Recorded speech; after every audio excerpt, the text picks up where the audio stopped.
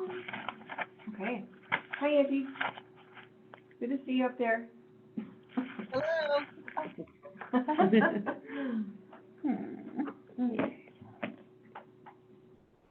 Okay, so, call this meeting to order. Approve the April 9th meeting minutes. Did anybody have any additions or corrections? I'm sure there's some other. I refrained. I just been like, no. Okay. All right, yeah, everything okay then? Well, Yep. all right, Make a motion to approve the minutes. okay. I'll second. Any? Okay, say aye. Aye. Okay. So on the short-term rental ordinance, I guess, Janae, do you want to discuss a little bit about where everything's at? Thank you for, what you sent over. I appreciate that. Yes. The cognitive dissonance. So, after the meetings that we've had about updating that ordinance, the short-term rental regulation ordinance itself that was recently passed, I spoke with Dennison, and, we feel like it would be a better idea to update ordinance 907, which is our business license ordinance, because there's some stuff in there that we need to update Right. and clarify as Yep. well. That we add an additional chapter. So Okay. the first chapter is gonna be business licenses, the normal stuff. Yep. We add an additional chapter to the business license ordinance that is specific to Business short-term registration. Registration. registration. Yeah, I know. As you can tell, I still don't have that. So adding that additional chapter for those short-term rentals, where we can clarify items that are maybe vague Okay, in the ordinance already passed. Okay. okay, 907. And so I have started trying to draft that. Okay. okay. I have not had time to work on it, unfortunately. Good idea. Yeah, it just seems like there's always something coming up. But I have started working on it, and then I figure the items that are causing us concern, we can add into there to clarify. The one that, is the most cause for concern for me is like the owner occupied one. Okay, So owner occupied by definition in that short-term rental ordinance, states that if the owner of the property is on premise, to keep track of it, then they're exempt from the threshold. right, There's a few, places that I think also fall within the owner occupied area and could be exempt from that threshold. And that would be timeshares. So like the Chateau Rouge, Aspen Townhome, they have management on staff 24/7, very much like a hotel. And that maybe we could clarify owner occupied to include timeshares. So the only difference is obviously they have somebody hired on staff to keep track of the property versus the owner being there. So I'm just not sure how we can. yeah, or do we do, just a separate, exemption for timeshares? Because obviously, no one can ever live full-time at the chateau. It's against they're not supposed, their bylaws. It's meant to be basically a hotel, and the same with Aspen Townhomes. Yeah. They're meant to be treated as like a hotel. Not all of them, though, right? No, not the Alpine. Oh, The I'm sorry. Yeah, Aspen has been around forever. Aspen? It's up on the golf course, and they even have a pool, and, they always have someone living on site that's basically the manager of the It's very much like a. hotel. Oh, is it right next to the clubhouse?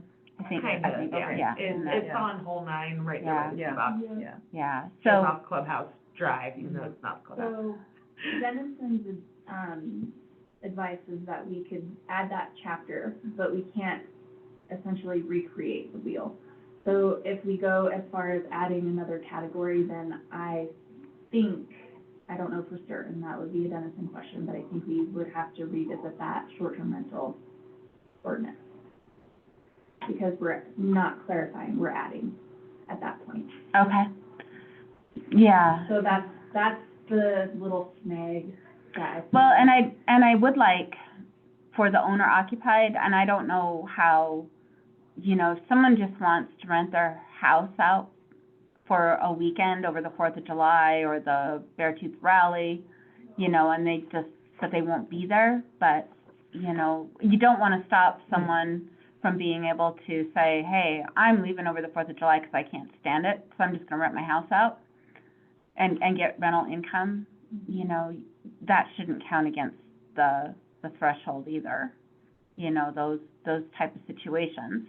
Or if we hit the cap, you can't, I think we would be hard pressed to let someone, you know, to stop someone from doing that. Yeah. If they're just gonna, you know, if it's like, but I don't know how to put that in writing, I guess.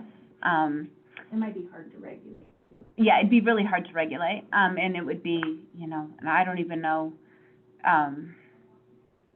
people who are doing that right now probably aren't even getting licenses. They're just like letting, hey, I have friends in, they're gonna pay to stay at my house and I'm leaving. Yeah. You know, it's not like they're putting it out on VRBO or Airbnb. They're just like, hey, you know, Just letting friends stay there for. yeah, but they're paying for it, you know? Yeah. So, We actually just talked about this. Yeah. We're gonna be out of town during Harley weekend, I was like, we should just rent our house. yeah, and so you don't necessarily, you know, yeah. But that's not, I don't think that would be considered a short-term rental. Yeah, and I guess- Doing it on a whim and. I don't know, you know, I mean, I think we need that category in there somehow, though. I don't know, so that it doesn't count against the threshold. People are still able to do that with their personal, private property, you know, and maybe we just put that in there if you're, you know, just renting out your house for a weekend, you know, put a max, like 3 weekends a year or something like that. You don't have to register or something. I don't know, I'm just throwing this out there. So in that list that you had, there were a lot of places that looked like they just rented it one night, you know, Yeah. $27 in tax, and, Yeah, and those are the ones, yeah, and I guess, do we want those to count against that threshold, or do we, you know, if they're owner occupied, like over, you know, 7 months out of the year, or 8 months out of the well, year? they may not be owner occupied, I guess, we don't know that, but. No, they're probably just but, doing it so they keep their license, I'm guessing. yeah, see, well, and that's, And that's a little bit of a, it could be either or, we don't know for sure. Yeah. so I think we need to kind of try to explore that more, you know, So, is it? The what- one what thing is I that? would have concern with having that, I don't think it should count against the cap.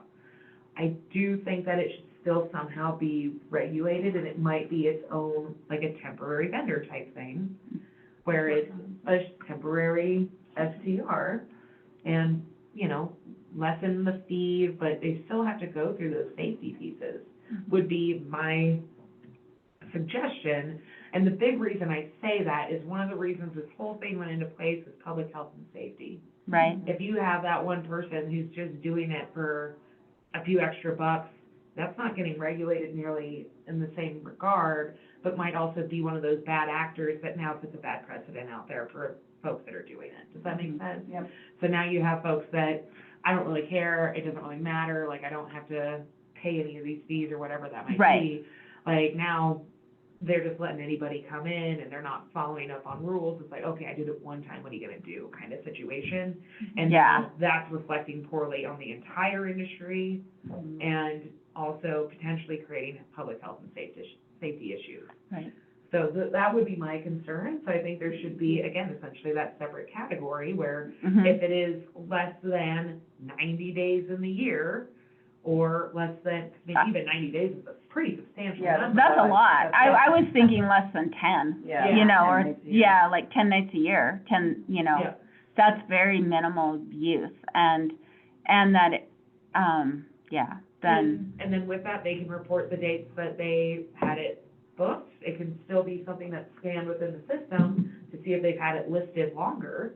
Because that would be it too, is how do we check and see, I right? just did really poorly, so I don't count against that cap, I don't need that license, or, Well, you still need I think you would, depending on how you did it. Yeah.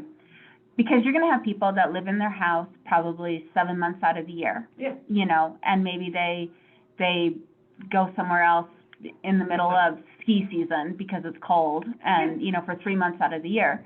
They're registered to vote here, they consider themselves a full-time, you know, resident of Red Lodge, but they leave for 3 months when it's coldest, and they just wanna list their house, Yeah. you know, Have somebody in there. have someone in there, you know, then, to me, that's, you know, an owner-occupied dwelling. Agreed, yeah. So, I'm okay with actually re-looking at this ordinance, especially as we get close to the cap, Mhm. where there's gonna be some of these where, you know, they're rented out 2 times a year. If it's truly, you know, or 3 times a year, if it's truly owner-occupied, you know, all the other times, then, in my mind, it shouldn't count against the cap.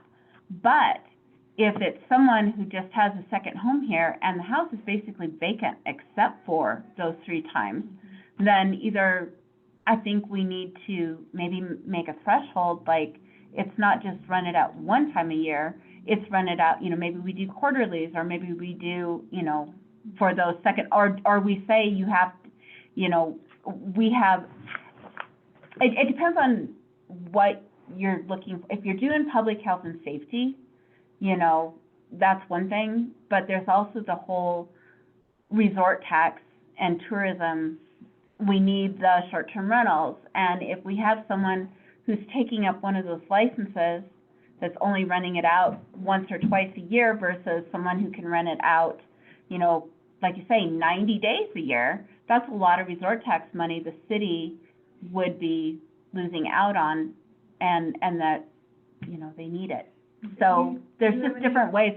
I think you have to look at why you're doing it, Yeah. too, Yeah. you know, because if it's public health and safety, I mean, a vacant home is not good either. It's just sitting there, No, you know, and it's not good for the health of the streets.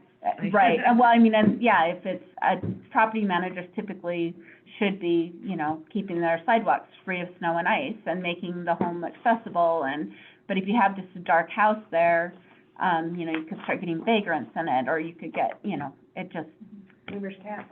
yeah. Do you have any sense of what, most of those people who have, you know, like very minimal tax payments, are they just starting out, or are they just trying to keep their, is it a placeholder? It varies a It lot. varies, yeah. So there are certainly ones that have second homes here that just rent it out during the time that they don't plan on coming, and don't really care if they get money, and sometimes they do, and it's not a lot, and it's pretty consistent like that way. We have people who are just starting out, and we have a number of short-term rentals available, so it's kind of hard for new rentals coming in to get It people. takes a minute to It establish, for yeah. sure. Right, It takes a yeah. To while. get some five-star ratings. Yes, exactly. So we definitely have a few of those. And then, you know, some of those are, like, they started it in the middle of the year, so it kind of looks funny for them. And the way that the ordinance reads currently is if you report resort tax, that's okay. And if you don't report any tax for the year, your license is gone if we hit the threshold. Mm-hmm. So, kind of like what Jody said, if it's not bringing in revenue and we're allocating a license to you, like you're not actually using it, maybe you're just placeholding it and renting it one time just to justify the need of the license, maybe that needs to be reconsidered. Maybe there should be a dollar amount on that for resort tax.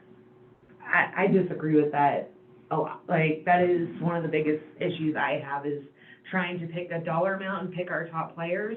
Right. Because, again, we can't tell people what they can or cannot charge their home for. Yeah. And there's going to be certain properties that are not going to produce as well. Mhm. But, I mean, for a lot of these folks, it is a way to offset offset those expenses. Mhm. A lot of them don't care about how much they're making, they just want good, again, they do it for the health of their home. Right. Yeah, like, Right. it's, Deduct things and. exactly, it's a smart business investment too, or it's just a smart personal investment. Because one stat that I found interesting, that I heard from the real estate market, is you're seeing more and more people in their forties buying their retirement homes and renting them, so then that way that they can, now that they have income, they can qualify, now that they have the money, they can also put the time in overtime, still use their home, that's gonna be their retirement home over the years, but then also rent it to offset that Like that expense. lady who wanted the exemption. Yeah, Yeah. and so there's a lot, I mean, I would say that's the majority of people we work with. Yeah. Like, that is the majority of people that do short-term rentals. Okay. And to me, I don't think they should be penalized for making smart personal investments. And I No. don't think that and again, in terms of generating revenue, yes, that's important, but also we can't tell people what they can rent for, and then now all of a sudden we're eliminating No, a ton of these. But at the same time, if we hit that cap, what do we do, you know? Angie has a Oh, hand up. yeah, go ahead, I'm Angie, sorry. you wanna You're- unmute yourself? Sorry, I can't see that, so thank you. Are you able to hear me? Yes, yes. I have a additional speaker and sometimes my voice doesn't work when that's on, so I wanted to check. So I think I'm following what you're talking about for the most part.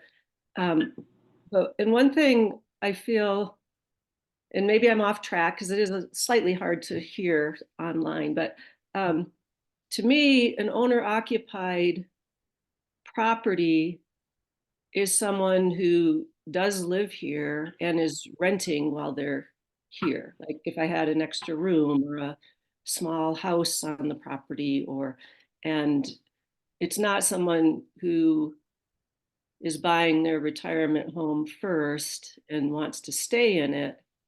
In mind, that is someone who's buying a retirement home, they're investing and they want to augment their investment by renting it when they're not here. To me, that's a normal. Correct. Okay. Yeah, that's correct. those would Two be, separate those things. would be definitely non-owner occupied at Yeah. that point. Unless they were, you know, registered to vote in Red Lodge and lived here over, 7 months out of the year, or whatever that threshold is to be considered. I think you have to live over, is it 6 months a year? 6 months a year to register to vote type of thing. Yeah, owner occupied would definitely be, you live here, basically Yeah. full-time, you're registered to vote, but you want to rent your house out and leave for over the 4th of July weekend or something like that too. Or one more you just have a house in, a bedroom in your house that you want to rent out, Yeah, kind of thing. So- or an AUD. Yeah, One other comment then, the person that lives here 7 months out of the year and wants to rent their house and is a voter and the other criteria you listed, but they're not short-term renting anything on that property while they're living there for 7 months? then they wouldn't need a license or a registration. They wouldn't need to register then if they're not, If they're not renting it, then they don't need a registration. But If they're only renting it while renting- they're gone, they would need a registration. Which may or may not be available to them. Which we're saying they would be exempt well, because it's owner occupied, even if they're not on site. right Yeah. now, the way the ordinance reads, they would have to be on site in order to be exempt from the cap. And what we're talking about is if we get close to that cap, should someone who considers that their primary home, but they just leave for 2 months and want to rent it out, short term, on a nightly basis or, whatever, and they're not on site, if they want to rent it out every weekend during the 4th of July and they just want to leave for, the whole month of July because of everything that's going on, they would still have to register, but should they count against that cap when it is an owner-occupied situation? That's our question. And how to do that legally is also, Right, well, and how to Balancing determine, act. right. I like the Right. idea of You're actually in fact owner-occupied. I like the idea of incorporating into the owner-occupied category some type of exception.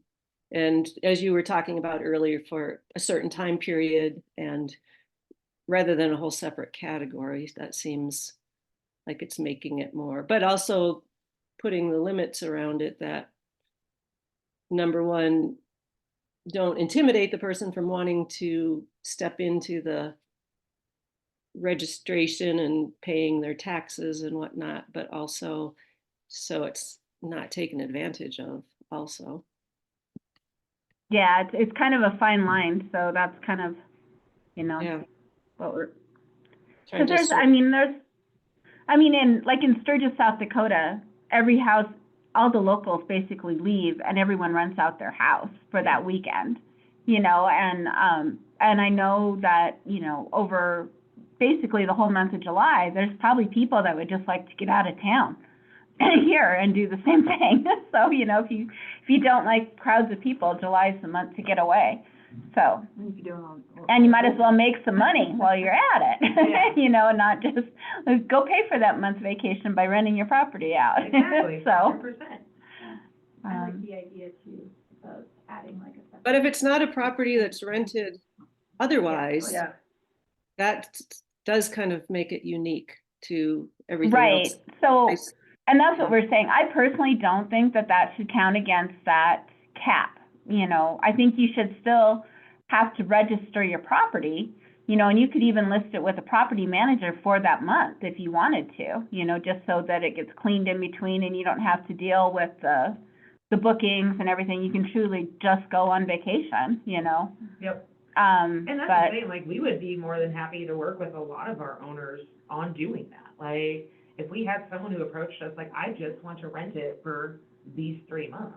right. And they're like, yep, get your fire inspection, do. And I can go this, do all those pieces for them and get it, again, make sure that there's good actors versus bad actors in that regard and help them make some revenue. But then that and- that wouldn't count against the. And it wouldn't count against It would the just be property temporary. man. Yeah, that, like, we could still manage for them without it going against the So you cap could and do like a temporary short-term rental registration then. Mhm. If it's owner, the caveat would be, it has to be owner occupied Right. those other times. It has to be fewer than however many days. Right, And so like essentially the listing would need to be taken down. yeah. And then that'd be something. could It would you check only be that? up Yeah. during, yeah, and you would go in and you'd register and say, I'm going to STR my house, During this period. yeah, for the month of July. Yep, and that That's would be it. really easy Or- to just have on the application, like, these are the dates that I plan on Yep.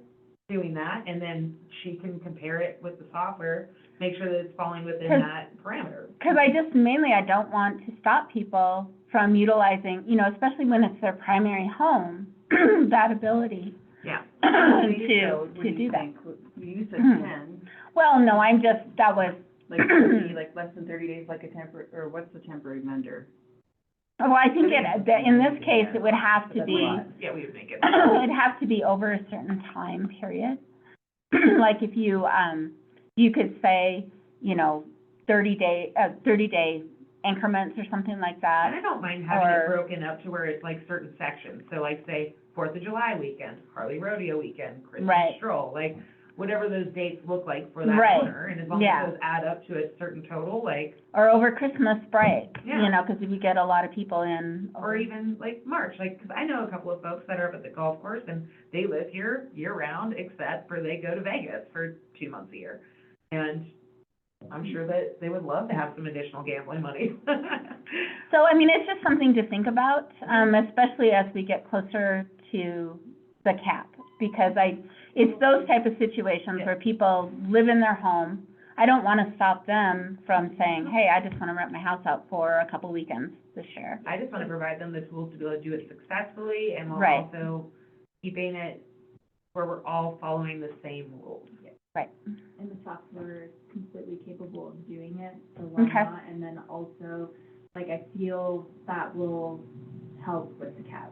Mhm. Right. Like, Yep. that's going to eliminate a lot of, Well, it would enlarge the, amount of, primary homeowners being able to do that without hitting the cap. Yeah. Yep. Because you don't have to be there the night that they're yeah, staying. see, 'cause Yeah. I didn't like that part when it was written out, so I'm happy with this, I like this a lot, so.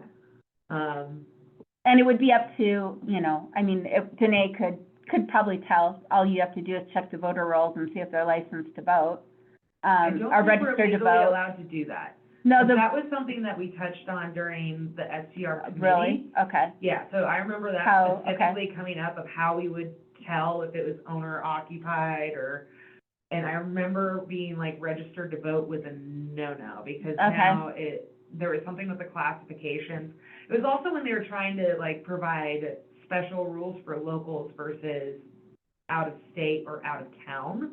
And then, so again, we want to talk to Dennison about that for Yeah. sure. Okay. To me, it's not necessarily whether they, are registered to vote here or considered a resident. To me, it's whether they have somebody readily available to answer phone calls. Right. And be there right away, which Aspen Townhome Chateau, they do. So to me, they meet the requirements of the owner occupied, and that's why I feel like they shouldn't be included in the cap.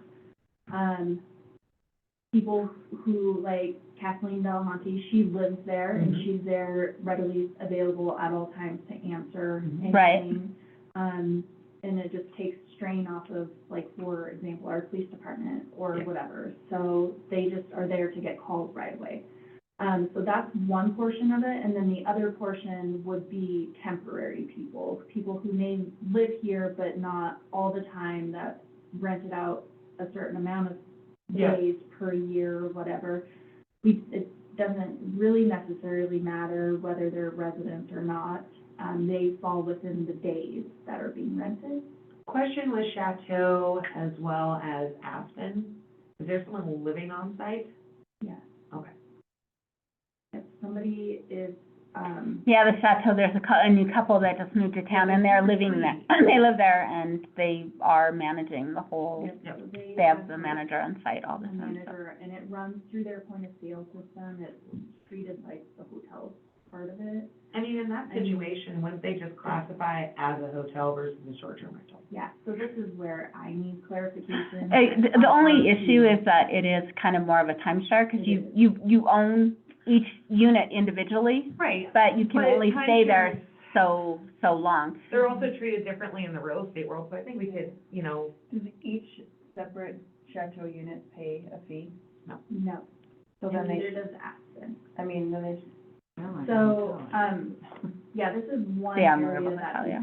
is really gray and that we struggle with, that we need to clarify I as, can, as the council. I can look into this a little bit more and look at timeshare rules in terms of real estate law. Yeah, That, I think that can kind of help provide a direction of how that gets. and I don't know if they're actually sold as a timeshare, because you They're- actually They're sold as own, condos. you have to be kind of careful there, because I think they're all sold as condos. You own that unit, you can resell that unit, Yeah. Mhm. whereas a timeshare, you're buying a block of time. Right, and You know, that's so why- it's a little different. I don't feel like Chateau would qualify in this situation, even if you have an Neither on-site would person, like, I mean, Aspen. because I can make the argument, like, I could be there just as fast to some of our units as they could be there to those, you know? I think it's And- more that they're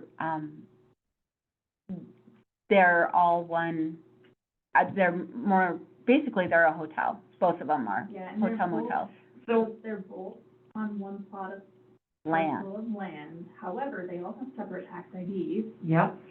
And again, they're all bought and sold differently, and technically in their bylaws, there is nothing that says that you can't live there full-time.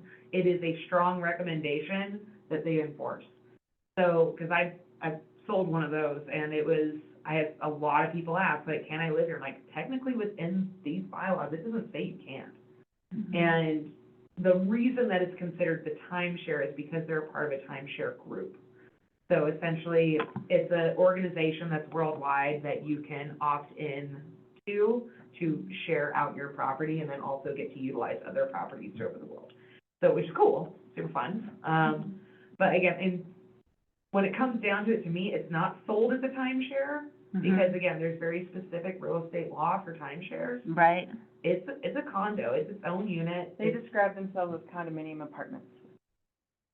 yeah, So to me, that would be the same as Mountain View Villas at the top of the hill. Technically one parcel, all owned individually. People can make, and granted, it's a little different in the fact that they don't have on-site management, but like where's that at? Mountain View Villas, it's right there at the top of the hill, above Aspen, the Oh. development there. And it's just those little townhouses up there. But I mean, it's the same thing in real estate. Like, it's a condo, it's a townhome, and it's owned individually. People can choose. I mean, technically, they don't have to go into the rental pool either down there. Like, they could just leave it open. So I'll dig into this a little bit, and see what I can dig up in terms of timeshares, and then see if we can draft up some language of like But if you what, technically, I mean, if you have a property manager living there on site, I Sure. think is what Danae is saying the difference is. right, So, you know, I mean, because it, like a hotel has, you know, a desk clerk on there 24 hours a day out on site. You know, you're checking people in on site. right. It's a little different than, It's a and little different than an SDR, but- yeah, I mean, it's a fine line, but it's there, you know, I mean, And it's, currently, they don't meet the definition of owner occupied because they don't own it. Yeah. But Right. they are on site as if they were the owners. They are being paid by an owner, obviously, to be there. Yeah, Whatever way we go with it, totally fine with me. just want Just- clarification. Want clarification. on right, how we should treat well, and, yeah, we've never, I mean, the Chateau has always been considered a hotel, basically, in town. I mean, it has, and, what do they call themselves? Chateau, just Chateau Lodge or Chateau? She said they call themselves condo. Condominium, yeah. Yeah, but if you go on and, like, I don't know, I guess we shouldn't go down too much of a rabbit hole with this, we'll just Yeah. do some more research on it. I talked to Jewel at Aspen, and she was Hey, Tom. like, this is Hello. share, and Yes, probably had mentioned that she included as well as share, somebody on staff, and And again, that could just be one more classification that we put in there. And I think, I really like the idea of doing a lot of this clarification within the business license or registration fees, yeah, okay. ordinance, because then we can get into really nitty-gritty definitions. yeah. And it looks like we have plenty of space. If we're at 198 out of 371, like, we're not anywhere near the threshold right now. Well, Look, we are in the realm of 30 left for residents, like regular, Individuals. non-property managed For the type 3. Yeah, registration. so we're gonna need to watch it, and we Yeah. need to be proactive. proactive and work on this, make sure we're actually, the people who should count against the cap are counting against the cap, and then some of these other ones that, you know, I'm just renting my house out for the weekend in July, but I live there all the other times. Maybe they don't need to. Like, not something to rush through it, No. just take our time. Right, Yeah. yeah, And absolutely. kind of figure out what areas are not working, what is working, and let's try and refine the process. Okay. One thing I did, and I'm glad that you brought up owner occupied, because I didn't really get into that too much in here, but, I did go through it and just kind of pointed out issues that I have seen in our ordinance.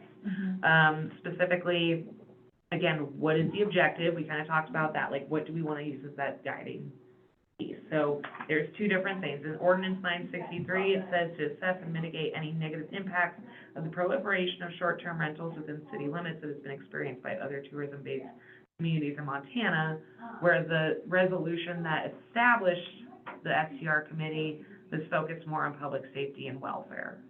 So, public health and safety versus are we trying to mitigate? Like, so, again, something to consider. This is just all for food for thought. And then other issues, obviously, throughout the ordinance, it is just riddled with license versus registration, so cleaning that up. I couldn't find a good neighbor policy online, which is something that needs to be available for all folks.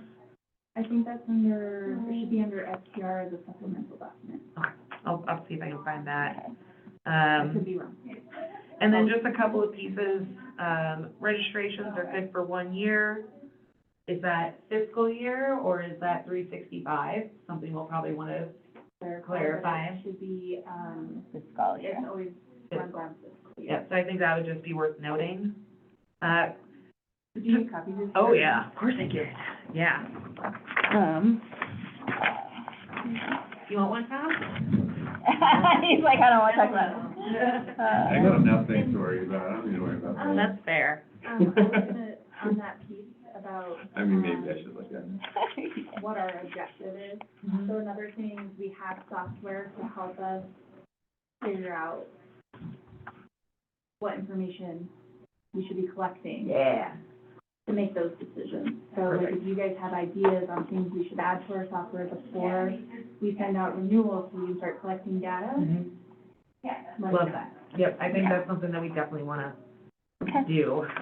One comment, if you're gonna classify, Yeah, you don't want to. I don't want to, but. Oh, okay, I thought you were saying, yeah, you just wanna, don't put people into a different category that's separate, like, don't have a different category that is different from what they're required to have for fire inspections and health inspections, so that, Yep. like, oh, yes, you still need a fire inspection and health inspection, but you don't count towards this, like, you just have to be careful about that kind of. And we were talking about that a little bit That's too, me. because, you know, if someone wants to leave over the 4th of July and just like rent their house out, you know, if the whole point of this is public health and safety, they should still register have and to they have still all the get a same same, things. right, Exactly. yeah. Yeah. So we don't wanna my point, exempt yeah. all those important things just to not have them count against the cap. Yep. So then grandfathering, I just kind of want to get some clarification on that, because I feel that what qualifies for grandfathering? Do I we think that say, has already passed. okay. That's already Well, I'm just thinking of the people who had their registration before last year. Does that mean they also don't have to follow, because the way it's written says that they don't have to follow zoning changes or ordinance changes after the fact? So is it when their registration goes away, like for the year, and they renew, that goes away? Because if that's the case, like, I feel like we shouldn't even have it in the first place, but just something that, To me, and again, I didn't help write this, and I don't really know the intent behind it, Yep. but my understanding was that the people who held a license would be grandfathered in with a license, that it wouldn't be taken away from them. okay, They would keep that license into the next year Okay. to be able to renew it, okay, as long as they met all of the fire inspection, all Right. of those requirements that we have. yeah, I think that we just might want to clean that up a little bit. Yeah, 'cause being it- grandfathered doesn't mean you're not required to follow With the how rules. it's- It just means, yeah. it just, should just mean that you are, if we hit the cap as soon as this went into effect, Right, you would have been able to keep your license. right, again, It there's would have just, put you over. It wasn't supposed, wasn't involved in that part, but to me, that's what it was. It wasn't exempting them from the new rules and regulations. yeah, there's just some, It again, was. it might just be a Yeah. cleanup of language, because it does kind of read that if there's zoning Do, changes, do they not count for the cap? and that's the thing, they they- do, but they they would do- still be able to do it if there was a cap, like, so what she's saying is if, and this, It That's didn't where I'm at. happen, so it's kind of a moot point. yeah, we didn't hit that cap, but if we had been at that cap, they still would have had their registration, is what the intent was. I don't think Right. that's how it's written. When they were just gonna do, basically 15%, we would have probably have hit the cap as soon as it was put into place. And we would have been over the cap. But we were at 20%, so we didn't hit it, so it really doesn't matter, so. Yeah, let's, do this up for, until next time, so we can hit the budget, because that's why Tom's here. Oh, And gotcha. we only have 15 minutes left, but I will continue adding this too, so we can, and if you want to send over your highlighted changes, I guess that's what this is. Oh, this the is just notes. notes, This- okay, Yeah, perfect. not highlighted changes at this point, Okay. just things that I want us to look at. Okay, So when we perfect. do make changes, And then I guess the question is any of this should be delegated to like public health and safety or land use committees? Or do we just want to, hit the admin part of this ordinance first, the cleanup of it? Yeah, And then if we have bigger things that need to be dealt with, we can have other committees take a look Yeah. at it. I think that makes sense, because at this Okay. point, again, most of this ties in with the business registrations. I think a lot of this can be addressed within business registrations. Yeah. Again, just really getting in the nitty gritty, make really clear definitions and rules and procedures.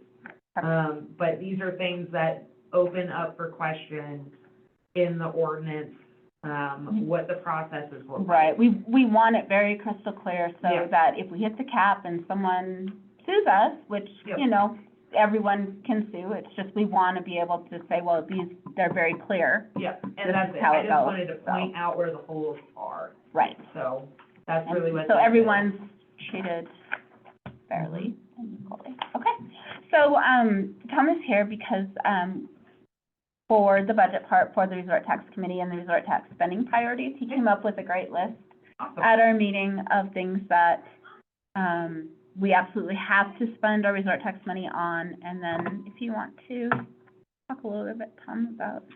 Yeah, so, what we talked about at the Resort Tax Committee meeting is, understanding what our mandatory expenditures are, or our typical expenditures. So it's not necessarily even mandatory. So, for example, I'd use the example of, police cars, right? Okay. So, we have to continue to buy new police cars. We don't have to, but we are going to, right? Right. So if we're gonna continue to buy new police cars, that needs to show in our budget. We've committed, $100,000 to water and $150,000 to sewer a year. So again, that's a standard budget item. So understand that we employ a person, a full-time position, that is split between parks and, streets operation and maintenance. Again, so understanding that expense. So we come up with this base budget, right? And understanding that base budget is really important, because then it understands, now then we can talk about two things.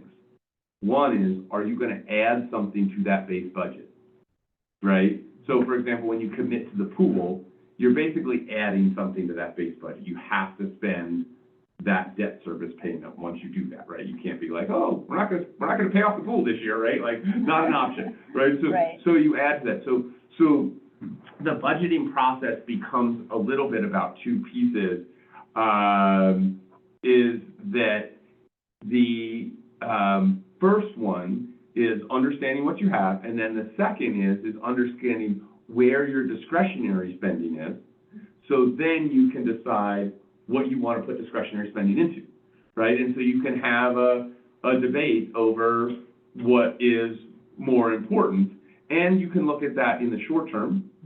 So say, for example, you want to buy a new $25,000 something, right? Like, that's a short-term expense, as opposed to we want to invest $1 million in something that's going to need to be spent over years. Or that we want to reduce our debt load, which is the pool, is the only debt that Resort Tax has specifically right now, although you might claim that $150,000 is connected to debt in water and sewer, right? But, so we'll just kind of push that off there. But that, because we're not responsible for the bulk of that debt, we've just committed that, $250,000. Am I getting that right, $250,000? Yeah, it's 100 for water, 100, but it is included, like, if I was to bring out all of the bond paperwork and Yeah, stuff. we have that, yeah, Those it's are- committed, I mean, we've committed to it, so we're not gonna get away from it. Yeah.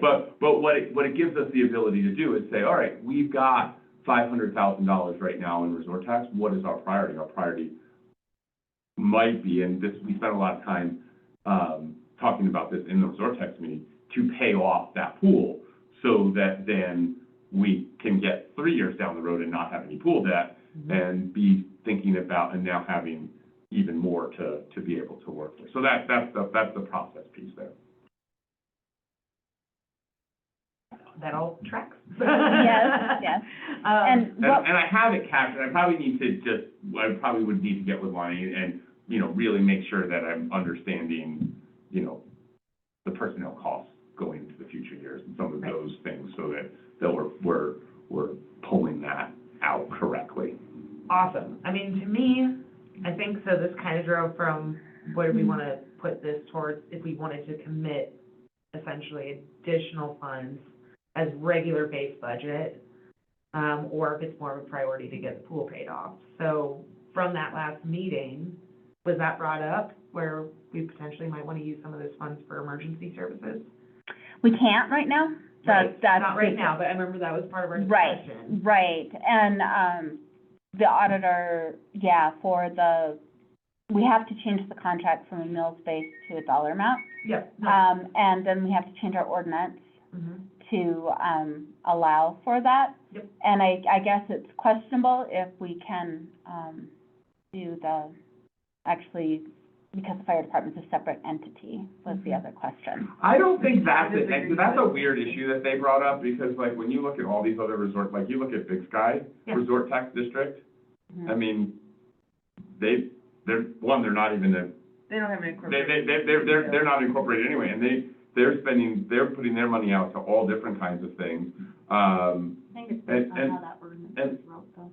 Maybe West Yellowstone does the same thing. I mean, West West Yellowstone. Yellowstone is, I mean, they spend their resort tax on anything and everything because of the way it's written. Yeah, And so, ours is not written that way. so we may need to look at that, because Okay. we could, you know, as long as we're not going against the law, Yeah. or Right. not the law. The- Not against the law, but also against the way it was written in the ballot. Yeah. So we're constrained by that, but you can rewrite the ordinance. Yeah. As long as you don't conflict with the ballot. So, again, my only thing was, I know last time we talked about, we were trying to find direction of how we want to find money. Right. And was,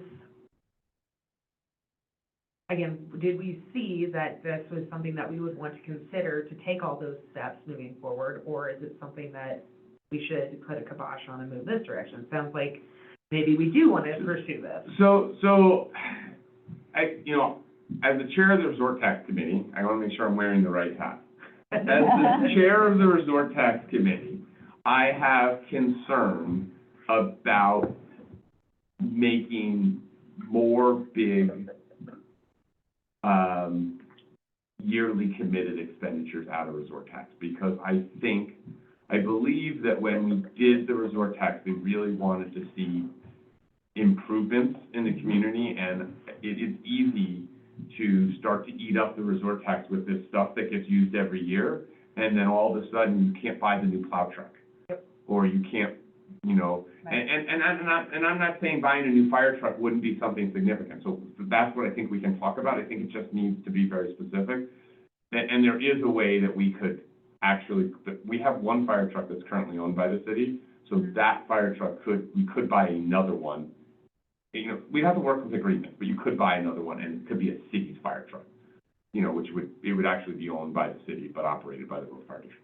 There's some debate that you can go back and forth on the benefits of that and how you have that. Sure.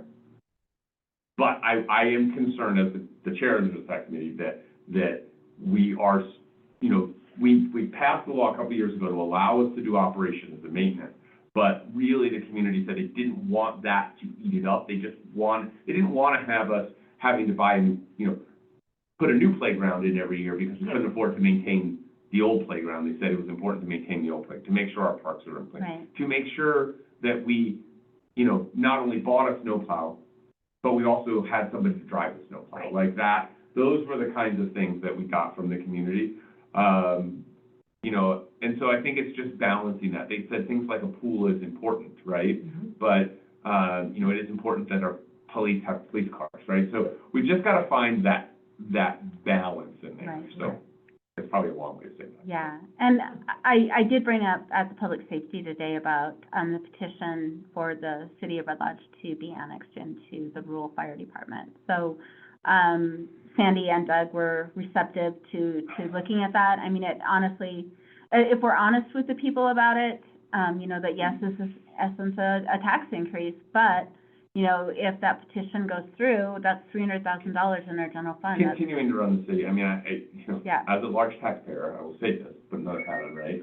But continuing to try and run the city on 86 mills or whatever we are at right Yeah. now is not, Yeah, It's- we're not even that much. it's not sustainable. No. And so what, I do believe, and I don't think this is, you know, it would be less money for the fire district, but I believe overall, in the end, it will be better for the community if it would provide extra funding for the city. Mhm. It would provide a consolidation of the fire district, which I think makes sense. Mhm. It would allow, it would clean up governance of the fire districts, because now a city taxpayer could be part of the fire district board.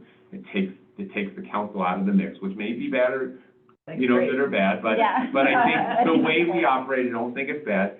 And it provides the city with 28 mills of tax money, which is not insignificant. You know, I mean, it would not solve every problem, but it would sure help. Mhm. It was what was contemplated when we did the agreement. Is it gonna be a little bit of we're gonna be asking for 18 mills for EMS, and then you're gonna ask for 24 mills. But, you know, It'll be a big summer bath. it's a big summer of asks, but maybe then it will help you to stop having to say, we need to get this special district and this special district and this, you know, if you keep asking for all these special districts too, essentially, Yeah. you're doing backdoor tax increases. Yeah. Right? I think the public, not to interrupt, but I think the public also needs to be aware that something has to change if they want to continue the services that they are getting provided. So whether it's annexing into the fire department, whether it's raising our mills so that we can afford the way everything is and the services that are provided. Something has to change. Yeah. So, and the public needs to know that. And these are the options, I guess, so. Yeah. And I think ultimately they'll support it if you explain it. The nice thing about doing this fire department annexation is that you get to do it face-to-face with people. You actually people have to sign a petition.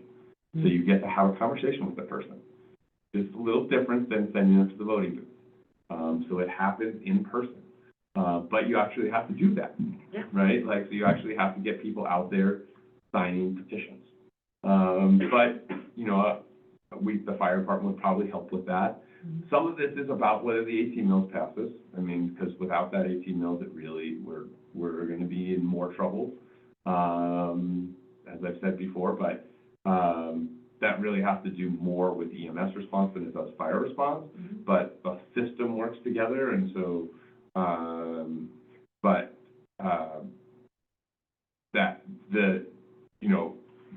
that mechanism allows it to happen in a way that you're gonna know whether people, you're gonna be able to have a conversation with people, and you're gonna be able to find out, yes, I think this is reasonable, or no, I don't, right? When you go out with a petition and say, you know, Let's here, talk Jody, about would it. you sign this petition, and this is why you wanted to sign it, and you're like, no, I'm not going to, or yes, I will. Now you're gonna get that instant feedback, and you're gonna be able to have a conversation with people. Yep. But you're gonna have to do work, Mhm. which is not necessarily what anyone likes to sign up for. And I think more so consistent messaging is gonna be crucial. Mhm. Right, I think we definitely will have to have some scripts ready and What's the questions and percentage answers, again on that one? 40. 40%. So Property owners. it's 240s. 40% of the property owners who represent at least 40% of the taxable value Ugh. of the fire district. So would you sign it? That's Yes, a start. I would sign it. Yeah. That's a big But- chunk. So it's, We're halfway there. The land baron, I thought. but it does, I mean, that you know, so, you know, but what that is it's different, right? Because a lot of our property owners don't live here. Mhm. And so you're gonna be talking to a different group than when you're talking to voters. And you can mail these and ask people to return them. Perfect. You can, Phone calls, what's that? phone calls. You can call people, yep, you can call and say, hey, would you be willing to sign this petition? I'll email it to you and send it to you. You can do it at the 4th of July when almost all the people who have houses here are in town. Yeah. And, you know, I mean, that you can do it by going door to door. Don't go to all the VRBOs. For them, it's a way to protect their investments, because if all of a sudden city services are declining and fire services are declining, their value It's of almost, their home. you know, people are not opposed to paying taxes. No one wants to pay taxes that are wasted, but Yeah. also nobody wants to not have, you know, at least my hope is. I always say, most people, when they dial 911, they want to get a cop, they want to get a firefighter, they want to get an EMT, right? And they want two other big things. They want their roads plowed. Maybe there's three other things. They want their roads plowed, they don't want holes in their road, and they want to be able to flush the toilets. Yep. Right? Like, they want to have water and sewer. Like, those are the things that government is supposed to provide. Right. Where we get into is in the messier stuff, right? You know, but they want those basic things. I have a call in 3 minutes. All right, thanks, Tom, for coming, appreciate it. Okay, so yeah, Oh, I like that, that was good. yeah, so, yeah, he just really wanted to, So you have to leave, because the process, I think, does it go to council first to start the petition? We have to have, Let me, Because I I've got it in remember- my notes somewhere. no, I don't think it has to, because it's, it's the property owner. it's the property owners themselves that will, That initiates the. that petition. initiate the petition, so, Okay. I mean, they could just do it if they wanted to. They could say, we don't like the way the city of Red Lodge is handling our fire, we want to be, you know, if we had our own fire department, you know, I mean, they could absolutely. You do such a good job, I don't think they realize, like, the position that we're in. Right, so, They don't, the majority of people in this town do not know the situation that the city is in to provide the services that they are receiving, right. so. But yeah, I can definitely, I don't know if Dennison has that information or not. Tom might know, Yeah, Yeah, I but he can, does. because I remember talking about it last year, but I just. yeah.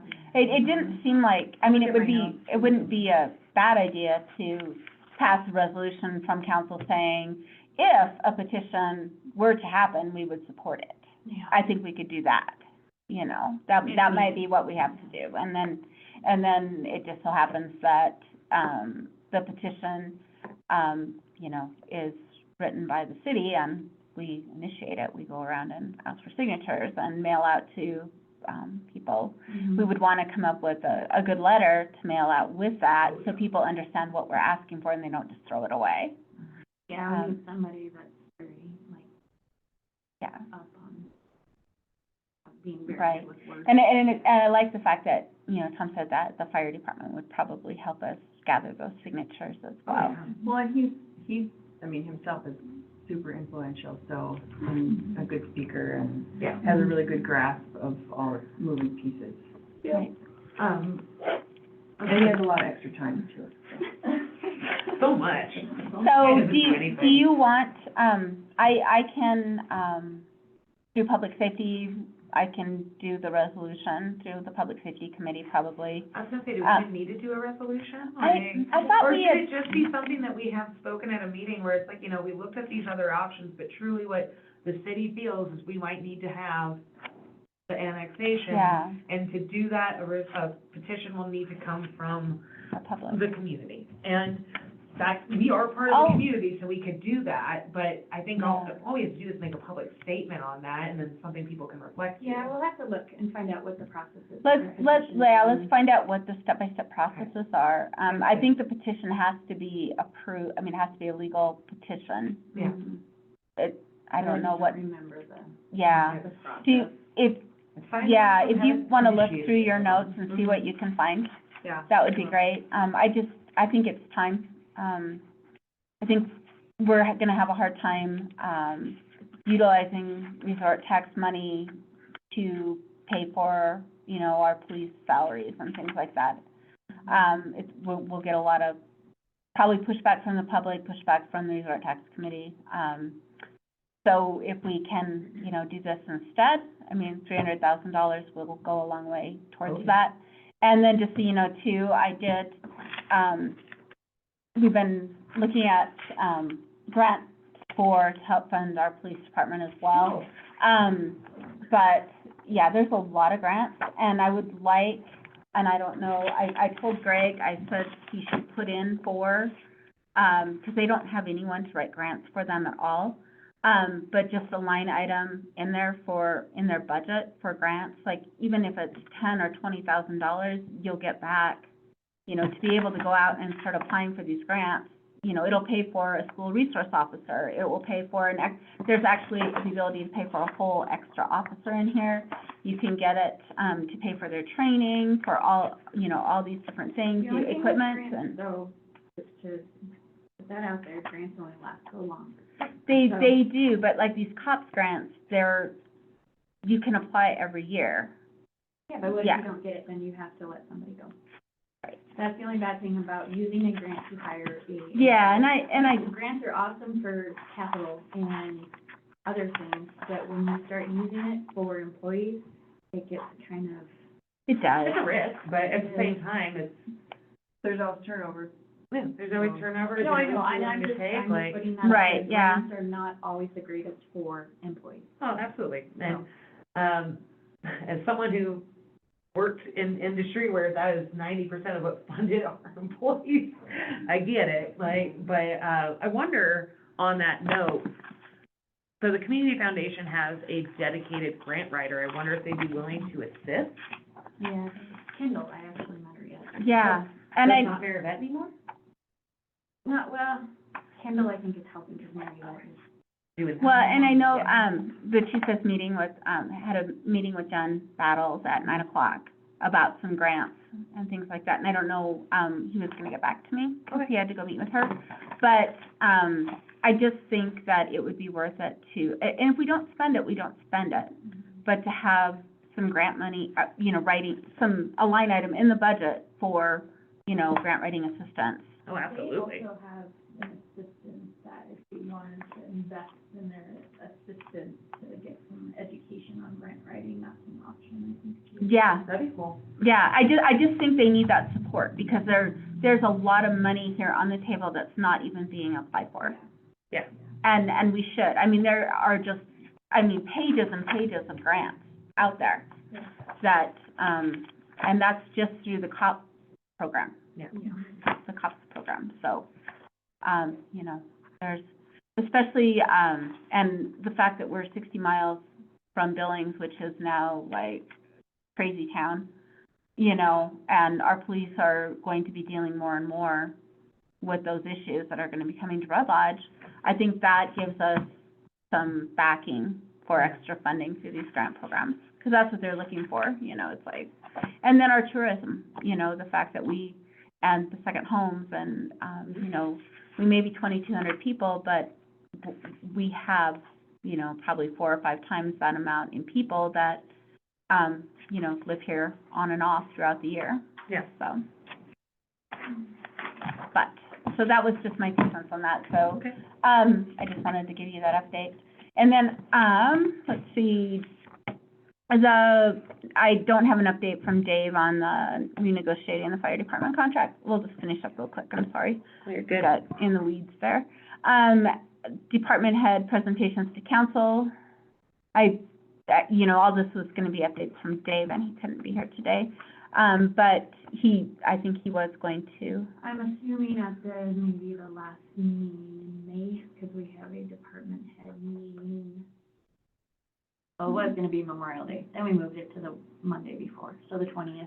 We had a Okay. department head meeting, so, and I know he has, asked us, you know, to be working on our, Pitches, yes, or it's whatever. gonna be a minute. Presentation, yeah, exactly. It's not gonna be however long it says in the. And I think it's just more if, especially, you know, the main ones would be like Public Works or, you know, the police department, if they have big budget items that they want to, you know, why do you need a new plow truck, or why do you need a new vehicle, or why do you know, that type of thing Oh, instead of. Yeah, it's, like I said, so I'm kinda thinking that's what he's meaning for, is the end of May, because that will still be in May for us to read that requirement. Okay, yeah.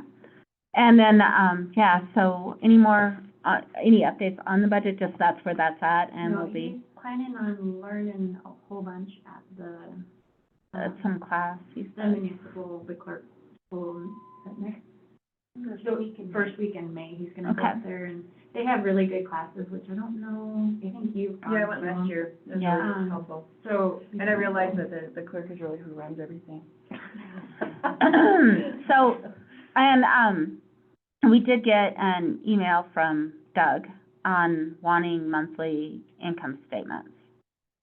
Oh, you didn't? Okay, well, I did, and, and Dave did, because he doesn't feel, I don't wanna put words in his mouth, but it basically boils down to, he says he cannot make financial budget decisions unless he has an income statement showing where the city is at financially. I can relate to that. Yeah. It's a weird system, we've talked about this. Yeah, the only problem with that is it's not a business. I- We I- get that, but Government. it doesn't mean there's not income, like.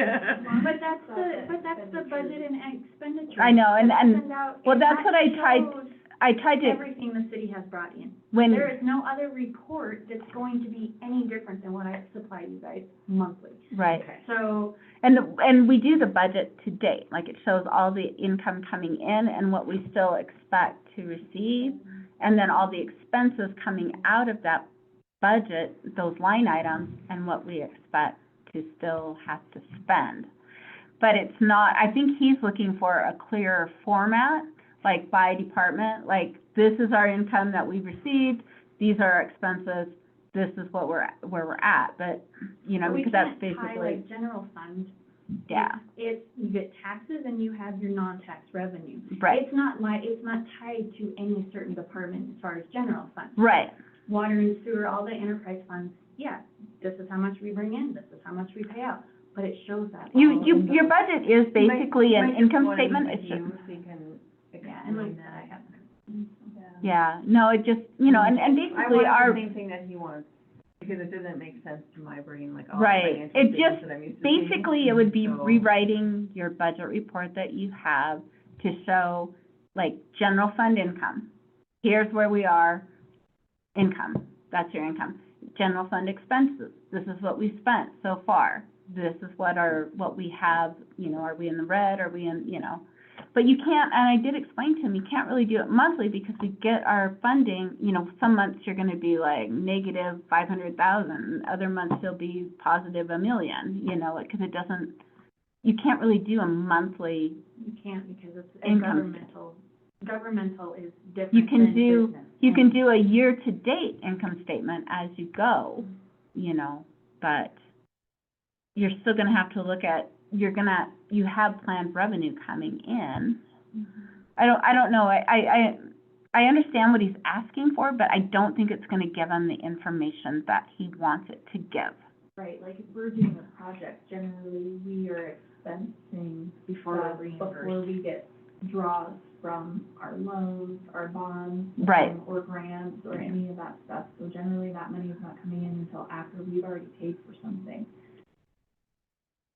And that's why we use a budget, because we already know that that money is coming in versus, what it actually may look like. If Right. he's gonna make a decision based on that, it's probably not gonna be a great decision because it's not gonna look super great this month, but next month it'll be okay. Because we requested the draw, and then the state will give it to us in the next month. So, Yeah, I don't know how to make our budget look easier to read, other than what we've been, maybe he has input on how he would like to see it look versus the way it looks now. I think that would require a ton of work on your part to make it look like a regular income financial statement. statement. I think it would be required to have a different software to try to Yeah. make it look like So- what he wants, like QuickBooks or something. And I just don't feel the need to So when the auditors do their income statement, they use all that data and create the income statement. There's not like a magical button on the software that says print income statement for the month. There is not, no. Okay. So, that would be, Well, maybe you can suggest he reaches out to Lonnie to yeah, go over that. to do that, yes, definitely. I tried to explain it, how the budget you know, looks and what it does. I've done that a couple times, but to him, the income statement shows the financial health of I get the what city. you're saying. So, yeah. And I do too, because I mean, I was a finance major, but, you know, didn't really deal with cities and government. You know, I could have gone that way, but I didn't, you know? But after working with the budget for, you know, a couple of years now, I do understand, you know, and to me, it is basically the income statement, you know, as far as, because it shows all of the income that we have coming in for what's budgeted. I don't know, there's probably is there anything else that's not on the budget that we get income from, and except for when we had like the FEMA money, that probably wasn't really, that wasn't budgeted. Yeah, that wasn't, but it's not gonna show on our regular monthly budget. Or if you get, a bond, you know, if we bond something out, that's not gonna really show in our budget, but it would on an income statement, because it would show it going into the cash account. There's an annual financial report that is due every year by December. Okay, That cities, counties are required to submit to the state, the Department of Revenue. That is pretty much, I think, and I sent that instead of what I thought I was sending the audit, I actually sent you guys. right, yeah, and he saw that. That's what it is. I mean, that shows the financial health of the city, same with the audit and stuff. I don't know a month to month. I don't know, Yeah, okay. Well, we'll see if Dave reaches back out to him too. I asked him if he'd heard from Dave, because he sent it to me and to Dave, and I don't know who else he sent it to, so, okay. All right, yeah, Can go we ahead. do one quick thing on Yes, this, okay. on this Yes. thing? Yes, My only, I mean, I obviously want all your feedback on this, and if it answers the questions of what is happening, but do we need to be more forward with, like, we want a city manager, or is that, no, I think I mean, I didn't wanna put that, I was having the reverse feeling on this, is I don't even think we should say vote yes on June 4th. I don't think that's appropriate for the city to be pushing for. you don't? No, I think that we individually can, but I think coming from a city standpoint, we shouldn't be telling people how to vote. See, and I think that we should, like, put flyers up all over that say, vote yes, and for a study commission to review our form of government. Because that's okay. I mean, we're not saying vote yes for a city manager. We're saying vote yes for a yeah, to study me, this commission. is the most important part of this flyer, is that one. I mean, because we want that review to happen. I do, But- yeah, but again, Yeah. I don't think it's our place to tell people which direction to vote. At the end of the day, they might be happy with it, and Can so, you just maybe reword it? that's it, like, all I'm saying is, Just don't say vote make yes, your- just, Yeah. I mean, Vote just pull out the count. yes and just say Yeah. vote on June first Yes. for us. exactly, like, City is not. I just don't feel like we should be, Yeah, yeah, I would- would, pushing them. Look at this. I can send it to you if you want. that's my only, I think we should be neutral we should be providing information, resources, and trying to encourage people to get out and vote, but I don't think we should tell them which direction to vote. That's my only, and, again, I want it, and I would be telling everybody personally, like, as a Chelsea, Mhm. to do that, but I think as a council position, I don't think it's appropriate. I took the yes out.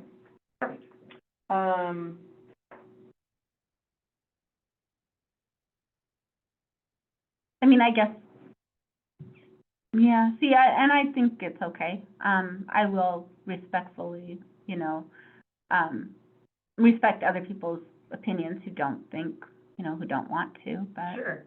But I think before, it always failed. You know, we never went past that step. Mm-hmm. But it had to do a lot with the fact that back then, you know, like 10 years ago, you know, Brian Rote was mayor and he was mayor forever, you know, so we had that consistency. And now, I mean, when people ask me, I was like, well, every 2 years now, we've been having a new mayor. And it's very disruptive to our, you know, our continue, you know, can you imagine having a new boss every 2 years? I mean, that's Right. like, no. It's Can you like- imagine that? Crazy. I know, you know, and it's just, projects that take more than 2 years, sometimes it might not be the next administration's priority, and they just get stopped. You know, again, so- I 100% So to agree with me, the I initiative. think we need to be proactive and explain to people why we need to review this, because, you know, you're not always gonna get a Brian Road that's willing to serve for, you know, however long he served at $400 a month and give up, you know, basically work for nothing for that. And We So- could put another section in here, like, I could pull out that quote from Dan Clark and just put in, like, why is this important, Yeah. you know, and just say. Yeah, I think, I think do that that. was gonna be my next piece, is like, can we like talk about, we have the background, I think it'd be really important to be like, this is what this could mean. Like, this is what, and the manager is, you know, is not, you know, you still have a mayor, and you still have a council. Yep. So, I mean, that would be the only reason why I think that people would vote against it. It's like, what if we get some, you know, let me get the guy from both. spokesman? Yeah, you know, you get someone that you don't like or that doesn't work out, you They're know, employed, you can still fire them. yeah, you can still fire them. But they People, don't pay a pension. well, yeah, but you're Does anybody wanna also, take a stab at just like putting a few bullet points, why is this important? And then I can drop it in there. Yeah, I can tinker with this. And then, weren't we gonna say, the different types that this could lead to? You know, I looked at that, because I had that in my notes, how many types of governments are there, and then I don't know that that's super important. yeah, I put the for more I think it would be information. less, I mean, because this is ultimately the study commission. that Yeah. we Yeah. vote for, and then the study commission. I mean, we could put this something like there's, you know, 5 different types of governments to choose from, or something like that. yeah, I don't even think I would, I've got that website in there, yeah. about the voter review. And I think we should do a couple different flyers, you know, like maybe just, 'cause that one is great information, but there's Mhm. gonna be people that aren't gonna read that because there's so much much information on information. it. So like maybe just do some with just quick and dirty facts, you know, like Yeah. you are voting for a study commission to review our form of government. Okay. And that's it. That, you know, Keep it. you are not voting for a change in government at this time. You know, just things like that, so people Yep. know that just because they're voting yes doesn't mean things are gonna change. Yep. It's just the first step. Would you mind putting that together, like just the points, and I can Okay, put it into a simple flyer? yeah, just don't ask me to do the graphics. No, I can do that. Okay. Bullet points, yes. Mhm. And then, of course, feel free to add to it. Yeah.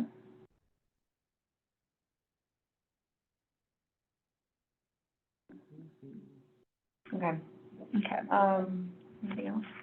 All we had was the audit presentation, and, Dave is, I mean, he's not here, so I just mainly I do want to keep that on our agenda because I do want to, have another, you know, have a presentation on that.